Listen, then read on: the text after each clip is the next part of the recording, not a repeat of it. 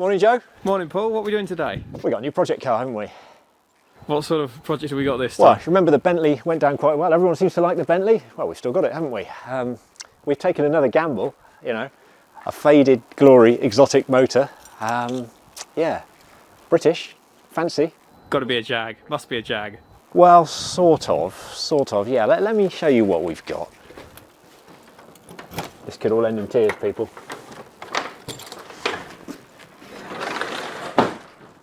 There we go. Not just any DB7, a DB7 Vantage. V12, 6 litres. Oh yes.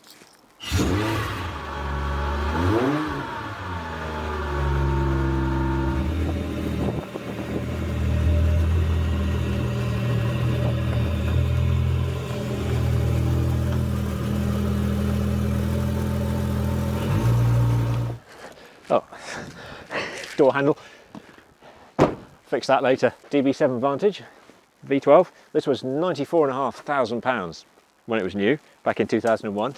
We didn't pay anything like that. This was quite possibly the cheapest DB7 6 or 12 in the country when at the time we bought it. It's got 124,000 miles on it, which is quite unusual for one of these. You know, it's quite high, but it drives nicely. The engine runs well, and pretty much mechanically it's spot on. But we've got a few issues to deal with. Cosmetically, it's not bad at all. We got 4 refurbished wheels actually, which is a nice thing to have. Quite why they didn't do the centre caps, I don't know. I mean, I don't know, a bit of sandpaper and a can of silver. Really, people? Come on, half a job. And we've got a funny little couple of repairs here. This circular thing here, I don't know what's going on there. I think it's an old smart repair where someone's scraped it.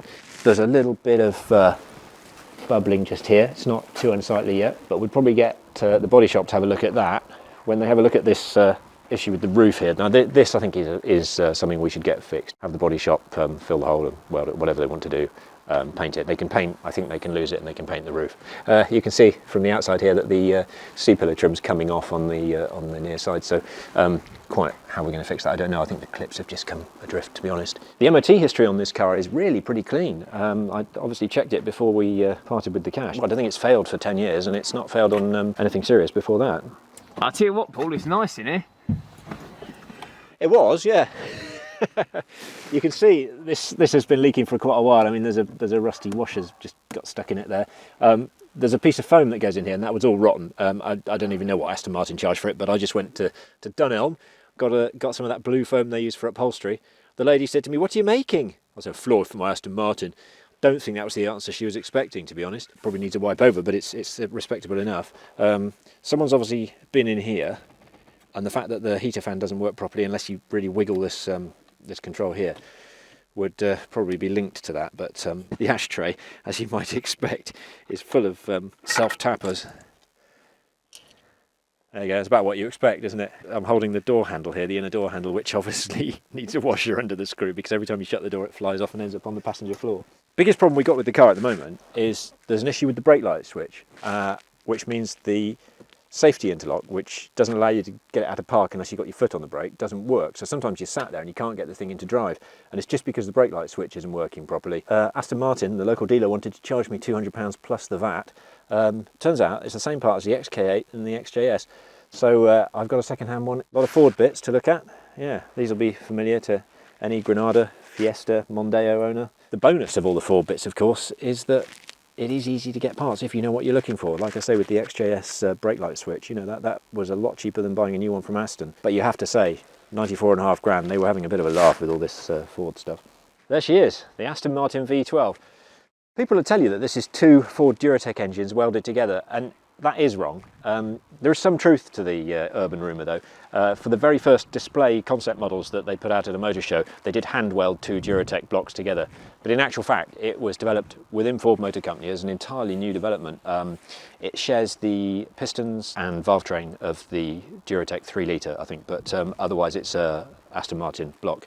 And it was just made by Cosworth. People will tell you it was developed by Cosworth, but it wasn't. They just did the assembly work. Sadly, the traction control light is on as a result of the ABS warning light also being on, which means that you really need a dry day to put your foot hard down. Otherwise, you're going sideways. Ask me how I know that. Yeah. The bills that came with this car are astounding. The guy has spent £2 grand most years, £3 grand quite a few years. One particularly bad year, he spent 3,750 on what only assume is basically a service, an MOT and a few repairs. So these aren't cheap cars to own if you're not prepared to get stuck in yourself. You have to do the research, find out which Jaguar and Ford bits can fit to save yourself some money, and get busy with the spanners where you can. We managed with the Bentley, didn't we? That's still running, still going strong, so hopefully we can do the same with the Aston. That is dry as a bone, that floor. It doesn't leak. What about that? We bought the cheapest Aston Martin we could find, V12, and it's not dropped any oil on the garage floor. I haven't checked the oil.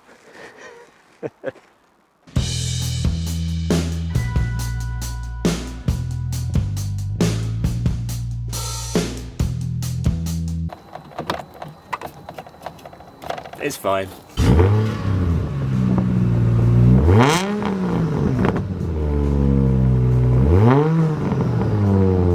So how does it drive?